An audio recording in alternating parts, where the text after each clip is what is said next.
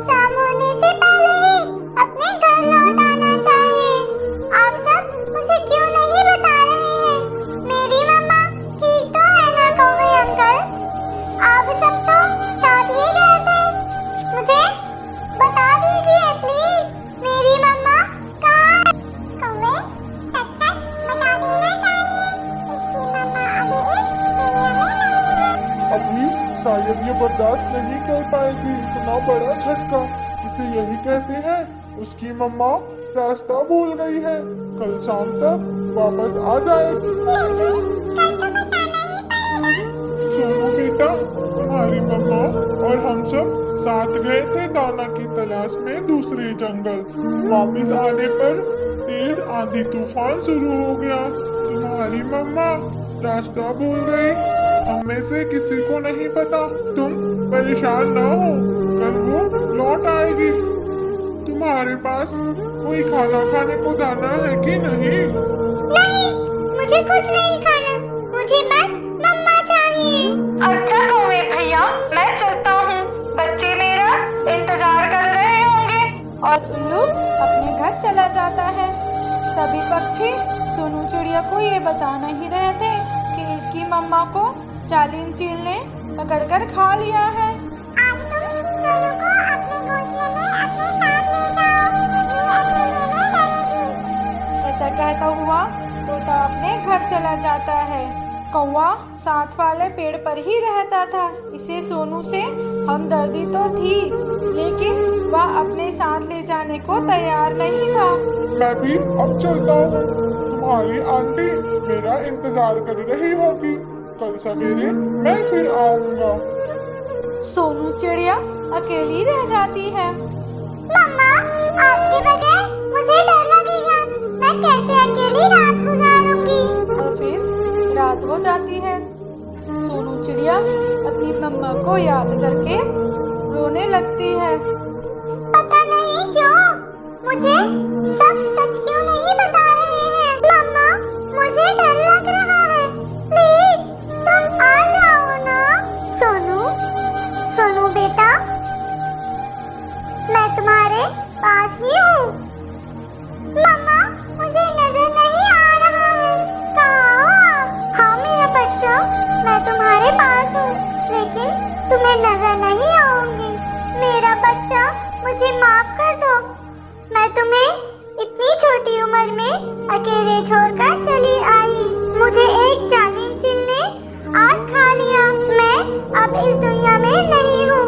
अब तुम्हें हौसला रखना होगा, खुद से जीना सीखना होगा। नहीं मम्मा, ऐसा ना कहो। ऐसा कैसे हो गया? अब मुझे कौन प्यार करेगा? मुझे कौन खाना खिलाएगा? एक ना एक दिन तो ऐसा होना ही था। अब मैं चलती हूँ। मम्मा, मम्मा। और सारी रात बेचारी सोनू रोती रहती है और अपने मम्मा को पुकारती रहती है। प्यारे दोस्तों, क्या आपने मुझे सब्सक्राइब कर लिया? और हाँ, बेल आइकन को दबाना बिल्कुल भी मत भूलिएगा। मुझे पता है, हम में से कोई नहीं रखेगा सोनू को अपने पास।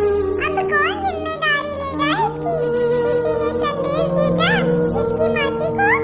नहीं, मुझे तो ख्याल ही नहीं आया। हमें संदेश भेजना चाहिए, क्योंकि भी इसका अपना खून है। वो बच्ची है, हम बड़े हैं। कम से कम इसकी मासी को तो संदेश भेज ही सकते हैं। मैं आज जा रहा हूँ दूसरे जंगल। मैं बता दूंगा इसकी मासी को। वहाँ और तोता सोनू की तरफ जाते हैं।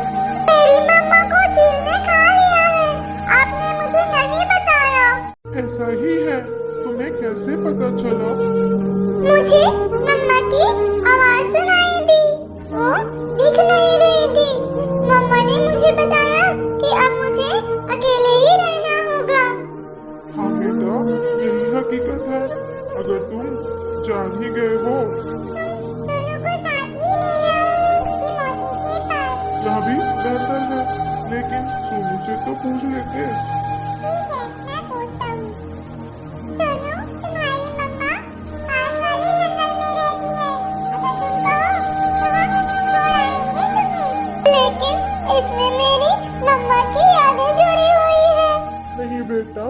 जिंदगी में सुख और दुख तो आते रहते हैं। तुम्हारी मम्मा की यादें हर जगह है, तुम्हारे साथ ही रहेगी। वो अपने बच्चों से कभी दूर नहीं जा सकती। बेटा, हम तुम्हें सिर्फ तसल्ली दे सकते हैं। जो तुम्हें दुख हुआ है वह कोई नहीं कर सकता। भलाई इसी में है कि तुम हमारे साथ चलो। सोनू कौवे के साथ अपने मौसी के घर की तरफ चल देता है। जल्दी ही वह दूसरे जंगल पहुंच जाता है। सोनू, वो रहा तुम्हारी मौसी का घर। मैं खुद पहली बार जा रहा हूँ। अपनी मौसी के पास रहना, वो तुम्हारा अपना खून है। यहाँ पर तुम सुरक्षित रहोगे। क्या हुआ मेरे बच्चे? क्या हुआ? तुम रो क्यों रहे हो? कल शाम की बात है। हम वापस जा रहे थे दाना लेकर और चील ने तुम्हारी बहन को खा लिया। सोनू अकेली हो गई थी। हम पक्षियों ने बेहतर समझा कि तुम्हारे पास इसे छोड़ देंगे। हाँ, ऐसा कैसे हो गया?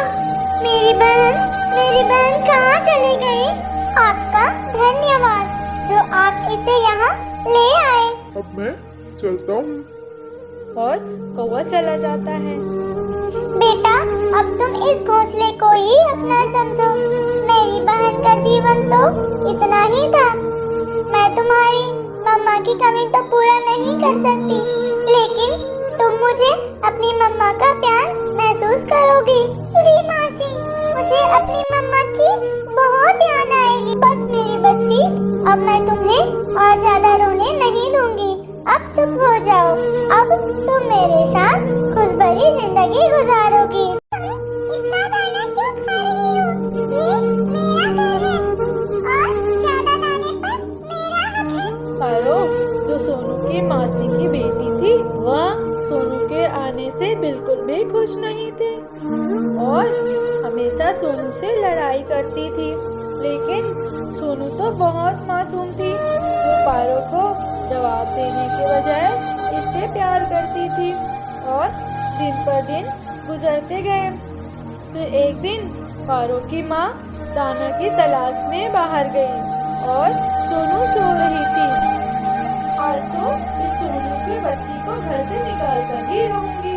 सामने वाले घोंसले पर कौवे को घोंसले को देखते हुए और सोचती हुई सीधे कौवे के घोंसले की तरफ जाती है और कौवे के अंडे को घोंसले से नीचे फेंक देती है और वापस जल्दी से अपने घोंसले में आ जाती है। ये किसने किया? ये कैसे हो गया? मेरे अंडों को घोंसले से बाहर किसने फेंक दिया? ये सब सोनू ने किया है जब मम्मा दाने लाने गई हुई थी। क्यों किया सोनू तुमने मेरे बच्चों के साथ? मेरे बच्चों ने क्या बिगाड़ा था? जो मुसीबत तुम पर आई है इसमें हमारा क्या दोष है? तुम क्यों इसका बदला हमसे ले रही हो? ये सुनकर सोनू की मासी को भी गुस्सा आ जाता है और वो भी सोनू को बुरा भला कहती है। मैंने ऐसा नहीं किया। मुझे क्या जरूरत थी ऐसा करने की? जब आप दाना लाने गई थी तो मैं सो रही थी। झूठ मत बोलो। तुम्हारे आने से पहले इस तरह का काम कभी नहीं हुआ। पारो ने सोनू को चिल्लाकर कहा। सोनू पारो की चालाकी समझ रही थी और खामोश हो जाती है। वो अपनी सफाई में कुछ नहीं कहती क्योंकि वो जानती है कि यहाँ पर इस पर कोई विश्वास नहीं करेगा। ऐसे ही रात हो जाती है। सोनू बहुत दुखी होती है। रोते हुए उसकी आंख लग जाती है। सोनू बेटा, याद रखना मेरी बात।